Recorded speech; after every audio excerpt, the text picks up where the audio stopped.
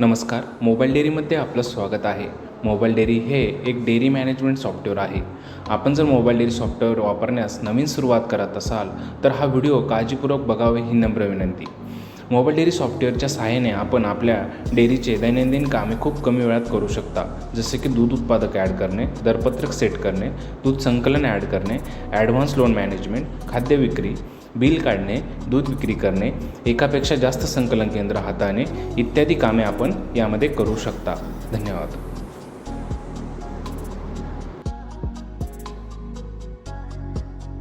यानंतर आपण बघणार आहोत की आपण मोबाईल डेअरी ॲप्लिकेशनमध्ये दूध उत्पादक किंवा शेतकरी कसे ॲड करू शकता. तर त्यासाठी सर्वप्रथम आपल्याला दूध उत्पादक या ऑप्शनवर क्लिक करायचं आहे. यानंतर इथे अधिकच्या चिन्हावर क्लिक करायचं आहे. त्यानंतर आपल्याला इथे आता नवीन दूध उत्पादकाची माहिती भरायची आहे. आता मी इथे कोड एक टाकत आहे, नाव टाकत आहे शांत, ठीक आहे. यानंतर इंग्लिशमध्ये नाव, त्यानंतर मोबाईल नंबर, त्यानंतर आपण दूध प्रकार निवडू शकता, गाय म्हैस. आणि आता आपल्याला सेव्ह करा या बटनावर क्लिक करायचं आहे. आपला उत्पादक ॲड झालेला आहे. याचबरोबर जर आपल्याकडे उत्पादकाचे एक्सेल असेल तर आपण इथे 3 डॉट क्लिक करून इथे उत्पादक एक्सेल आयात म्हणू शकता. यानंतर आपण इथे परत 3 डॉट क्लिक करून सॅम्पल डाउनलोड करू शकता आणि ही सॅम्पल डाउनलोड केल्यानंतर ही फाईल इथून अपलोड करू शकता. आता आपण बघणार आहोत की आपण मोबाईल डेअरी ॲप्लिकेशनमध्ये दरपत्रक कसे सेट करू शकतो. तर दरपत्रक सेट करण्यासाठी आपल्याला दरपत्रकमध्ये यायचं आहे. त्यानंतर आता मला गाईचं दरपत्रक सेट करायचं आहे, तर गाई इथं सिलेक्ट आहे. जर तुम्हाला म्हशीचं करायचं असेल तर तुम्ही इथून म्हैस सिलेक्ट करू शकता. तर आता मी परत गाय सिलेक्ट करतो आहे. यानंतर आता बदल करावर क्लिक करायचं आहे. यानंतर दरपत्रक समोर आपल्याला क्लिक करायचं आहे. आता इथे बघा की एवढे ऑप्शन आहे. एक्सेल फाईल, प्रति किलो दर, प्रति फॅट एस्टिमेट पॉईंट, फिक्स दर, टोटल सॉलिड, एवढ्या प्रकारे आपण दर चार्ट सेट करू शकतो. याचे सगळे सेपरेट व्हिडिओ आहे. सध्या आपण एक्सेल फाईलचा दरपत्रक कसा अपलोड करू शकतो, सेट करू शकतो हे बघणार आहोत. तर सर्वप्रथम मला एक्सेल फाईल हा ऑप्शन निवडायचा आहे. त्यानंतर आता मला माझ्या मोबाईलमधली एक्सेलचा जो रेट चार्ट आहे तो निवडायचा आहे इथून. त्यासाठी मी इथे क्लिक करत आहे. आता मला रेट चार्ट निवडायचा आहे. आता तुम्ही बघू शकता की इथे माझा फॅट एस्टिमेटचा रेट चार्ट आलेला आहे. यामध्ये 3.5 आणि 8.5 28 आहे. तर या प्रकारे आपण रेट चार्ट सेट करू शकतो. आता आपल्याला सेव्ह करा या बटनावर क्लिक करायचं आहे, होय म्हणायचं आहे आणि आपलं दरपत्रक सेट झालेलं आहे. आणि आता अशा प्रकारे दरपत्रक सेट झाल्यानंतर जर कदाचित तुमचा 3.5 8.5 बदलला तर तो कसा बदलायचा हे आपण बघू शकतो. आता परत मला बदल करावं क्लिक करायचं आहे. त्यानंतर आता माझा 3.5 28 आहे तर मला 26 करायचा आहे. तर मला ॲडजस्टमेंटवर क्लिक करायचं आहे. ₹1 कमी करायचा आहे त्यामुळे मी कमी करा लिहिणार. त्यानंतर इथे ₹1 टाकायचा आहे आणि ठीक आहे वर क्लिक करायचं आहे. आता आपण दरपत्रकमध्ये जाऊन बघू शकतो की आपला दर कमी झालेला आहे. आता तुम्ही इथे बघू शकता की 3.5 8.5 माझा 27 आहे. आता मला परत सेव्ह करायचं आहे. जर तुमचा दरपत्रक रेट वाढला असेल तर तुम्ही ॲडजस्टमेंटमध्ये वाढवावर क्लिक करून तो सेट करू शकता. तर या प्रकारे आपण दरपत्रक सेट करू शकतो. दरपत्रक सेट केल्यानंतर आता आपण बघणार आहोत की आपण संकलन कसे जोडू शकतो. संकलन जोडण्यासाठी आपल्याला संकलन या ऑप्शनमध्ये यायचं आहे. त्यानंतर अधिकच्या चिन्हावरती क्लिक करायचं आहे. सर्वप्रथम आपल्याला दूध उत्पादक निवडायचं आहे. दूध उत्पादक निवडल्यानंतर आता त्याचे लिटर इथे टाकायचे आहे. लिटर टाकल्यानंतर आपल्याला फॅट टाकायचे आहे. त्यानंतर एस्टिमेट टाकायचं आहे. रेट चार्टनुसार दर आलेला आहे. आता सेव्ह करा या बटनावर दाबायचं आहे आणि संकलन सेव्ह करायचं आहे. तर अशा प्रकारे आपण संकलन ॲड करू शकतो. त्यानंतर इथे मागील पेजवर आपल्याला सगळं त्या दिवशीचे संकलन दिसून येतात. इथे आपण बघू शकता की सगळे संकलन जोडल्यानंतर आपल्याला इथे खाली सगळा ॲव्हरेज दिसतो सरासरी. त्यानंतर फॅट आहे माझा 4.44चा, एस्टिमेट आहे 8, दर आहे 27चा, ॲव्हरेज लिटर आहे 99, रक्कम झालेला आहे 2674. त्यानंतर आपले सगळे दूध उत्पादक होते 3, त्यानंतर त्यापैकी उपस्थित होते 3 आणि गैरहजर 0. आता हे संकलन झाल्यानंतर जर आपल्याला काही कारणास्तव एखादं संकलन बदलायचं असेल तर त्या संकलनावर क्लिक करायचं. वरती पेनाचं बटन आहे ते दाबायचं. त्यानंतर संकलनामध्ये जो बदल करायचा आहे तो करून आपण घेऊ शकता. जसं की मला फक्त आता इथे माझी फॅट बदलायची आहे तर मी इथे फॅट बदलली आहे. त्यानंतर नवीन संकलन मी सेव्ह करत आहे. तर अशा प्रकारे आपण संकलन पण अपडेट करू शकतो. यानंतर जर कधी आपल्याला संकलन डिलीट करायचं असेल तर आपल्याला या संकलनावर दाबून धरायचं आहे.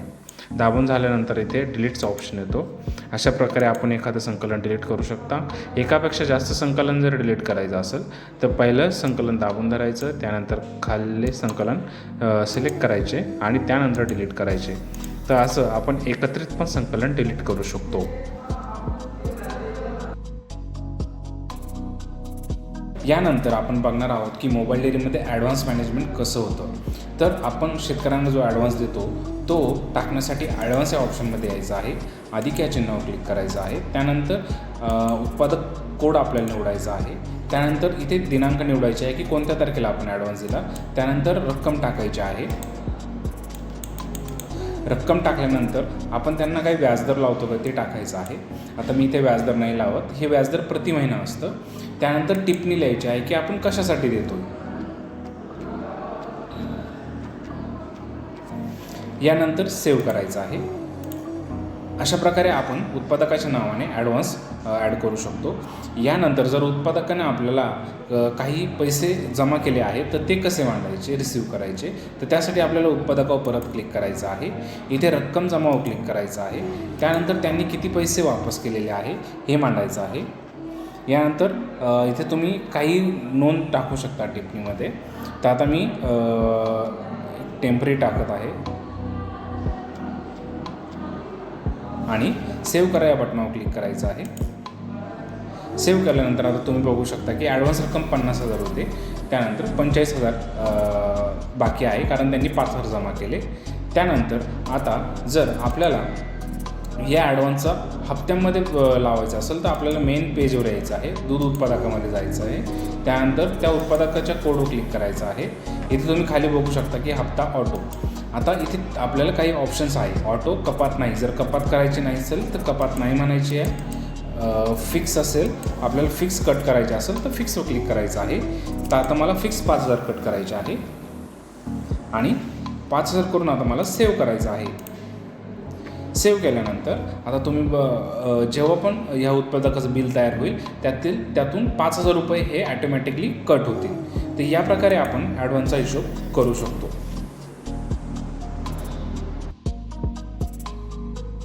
नमस्कार. आता आपण बघणार आहोत की आपण मोबाईल डेअरी ॲप्लिकेशनमध्ये खाद्य विक्री कशी करू शकता. तर त्यासाठी सर्वप्रथम आपल्याला खाद्य ऑप्शनमध्ये यायचं आहे. इथे आल्यानंतर शेतकऱ्यांना खाद्य विकण्याआधी आपल्याला खाद्याची एंट्री करावी लागते की आपण ते खाद्य कोणाकडून घेतलं, कोणत्या भावात घेतलं. तर त्यासाठी आपल्याला सर्वप्रथम 3 डॉटवर क्लिक करायचं आहे. त्यानंतर खाद्य डीलरवर क्लिक करायचं आहे. खाद्य डीलर हा असतो ज्याच्याकडून आपण खाद्य विकत घेतो. आता खाद्य डीलर ॲड करण्यासाठी प्लसवर क्लिक करायचं आहे. त्यानंतर खाद्य डीलरची माहिती भरायची आहे.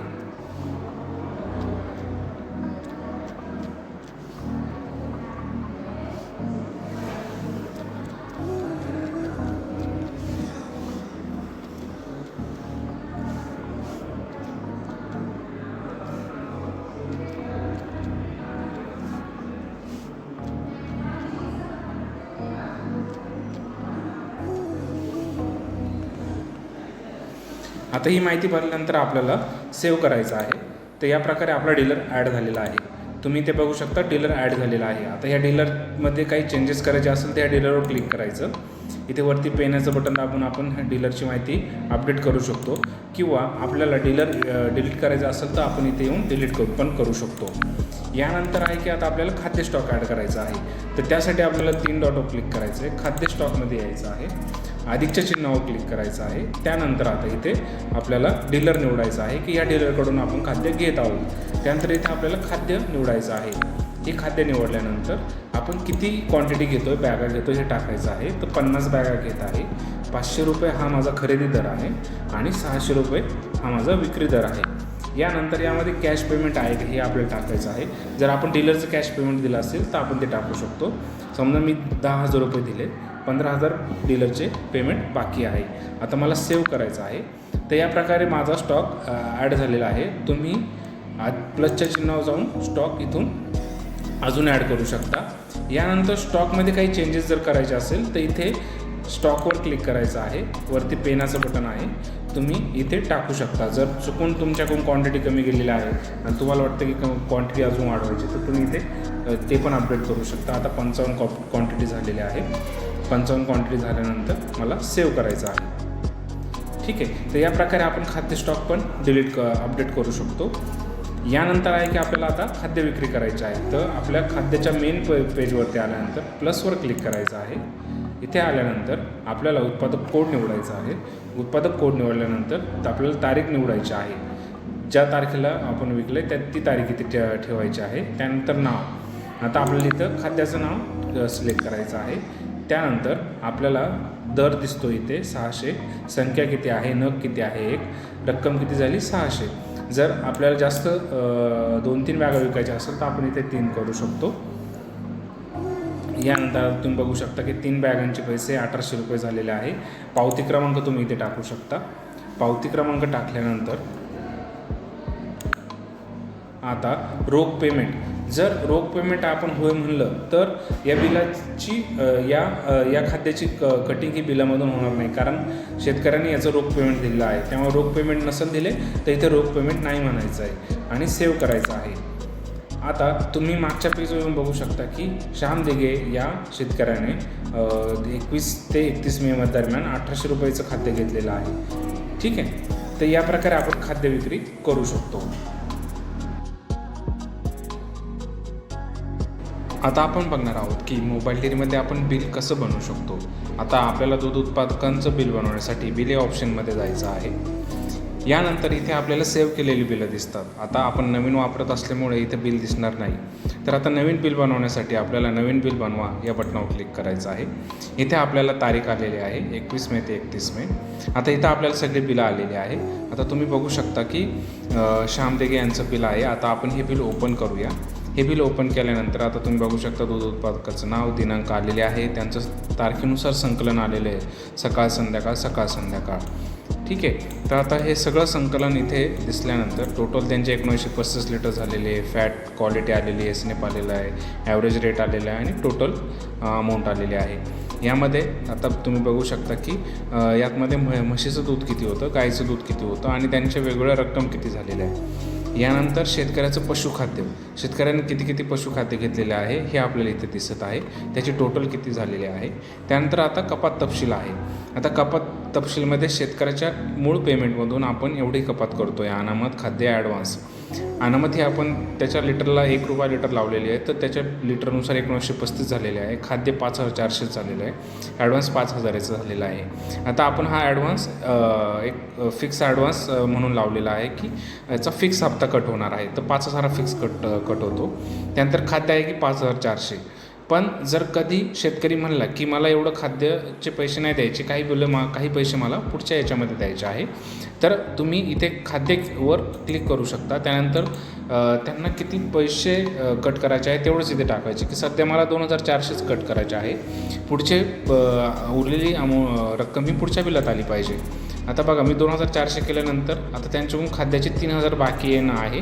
त्यानंतर ॲडव्हान्स जो आहे त्याचे 40000 येणं बाकी आहे. टोटल आता त्यांच्याकडून 43000 रुपये येणं बाकी आहे. त्यानंतर अनामत 1935 जमा आहे. तुम्ही ॲडव्हान्सही याच प्रकारे अपडेट करू शकता. तुम्हाला पाहिजे तेवढंच ॲडव्हान्स तुम्ही इथं त्यावर क्लिक करून कपात करू शकता.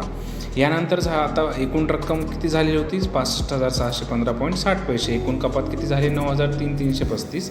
त्यानंतर देय रक्कम आहे 56,280 आणि शिल्लक हे शेतकऱ्याने खाद्याचे आणि ॲडव्हान्सचे मूळ एकूण येणे बाकी रक्कम आहे. यानंतर आपण हे बिल सेव्ह करण्यासाठी वरती सेव्ह करावं क्लिक करून आपण ते बिल सेव्ह करू शकता. जसं की मी आता बिल सेव्ह करत आहे. आता माझं बिल सेव्ह झालेलं आहे. तर अशा पद्धतीने तुम्ही एक बिल सेव्ह करू शकता. जर आपल्याला एकाच वेळी सगळे बिलं सेव्ह करायचे असतील तर एका बिलावर दाबून धरायचं आहे. त्यानंतर इथे जे आपले सगळे बिलं सिलेक्ट करण्यासाठी हे 3 आडव्या रेषा आणि बरोबरची खूण दाबायची आहे. त्यानंतर कॅमेऱ्याचं बटन दाबायचं आहे. आता आपली सगळी बिलं सेव्ह झालेली आहे. आता बिलं सेव्ह केल्यानंतर तुम्ही मागच्या पेजवर येऊ शकता. तिथे आपली सगळी सेव्ह केलेली बिलं दिसतात.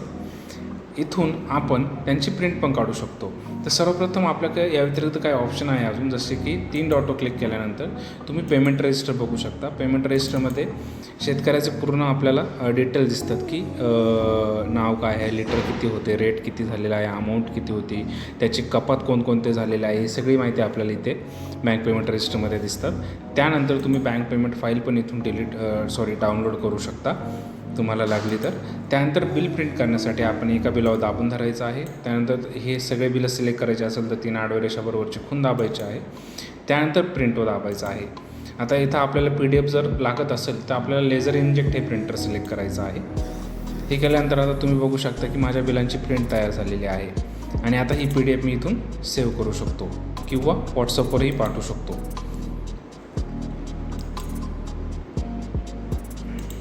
व्हॉट्सअपवर पाठवण्यासाठी तुम्ही इथं बघू शकता की मला एकदा बॅकला यायचं आहे. त्यानंतर मी इथं व्हॉट्सअपवर क्लिक केल्यानंतर इथून मी बिलं व्हॉट्सअपला पाठवू शकतो. यानंतर आहे की जर आपल्याला बिलं डिलीट करायची असेल, कारण एकदा बिलं सेव्ह केल्यानंतर त्यामध्ये चेंजेस करता येत नाही. जर बिलं सेव्ह करायची असेल तर मग आपण ते बिलं डिलीट करून त्यामध्ये चेंजेस करू शकतो. बिल डिलीट करण्यासाठी परत बिल सिलेक्ट करायचं आहे, 3 डॉटवर क्लिक करायचं आणि इथे डिलीट म्हणायचं आहे. आणि मग आता आपण परत नवीन बिल बनवामध्ये जाऊन ते बिल अपडेट करू शकतो. जसे की इथे मी परत माझी 2000च कपात करत आहे आणि परत अपडेट करून मी बिल सेव्ह करत आहे.